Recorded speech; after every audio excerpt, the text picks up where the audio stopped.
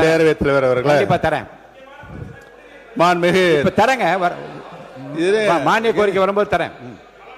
மாண்புமிகு பேரவைத் தலைவர், நான் ஒரு சின்ன கருத்தை மட்டும் உங்களுக்கு பதிய வைக்கிறேன்.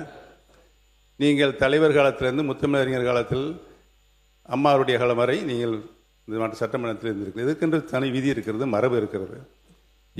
எல்ஓபி அவர்களுக்குரிய மரியாதையை இந்த அவை கண்டிப்பாக நீங்கள் தர வேண்டும். அவர் எல்ஓபி என்பவர் அமைச்சர் அளவுக்கு எந்த அளவுக்கு கேபினெட்டில் அவருக்கு ஒரு மரியாதை இருக்கோ அந்த அளவுக்கு எல்ஓபி அவர்களுக்கு மரியாதை இருக்கிறது. எல்ஓபி நீங்கள் அழைக்கிறீர்கள், அவர் பேசிக்கொண்டு இருக்கிறார். சடார்னு பொதுப்பணித்துறை அமைச்சர் எதிர்த்து உள்ள கூறுறார், உங்கள்கிட்ட அனுமதி கேட்கல. இதெல்லாம் எந்த விதத்தில் நியாயம் சொல்லுங்க. அதோடு மட்டும் இல்லாமல் போன வாரத்துக்கு முந்தின வாரம் நீங்கள் அழைத்து விட்டீர்கள், எந்திரிக்கிறார். பேச ஆரம்பிக்கிறதுக்கு முன்னால் இன்னொருத்தரை அழைக்கிறீர்கள். இது மாதிரி 4 முறை அவர் எந்திரிச்சு உட்கார்றார். இது எந்த விதத்தில் நியாயம் என்று நான் கேட்கிறேன்.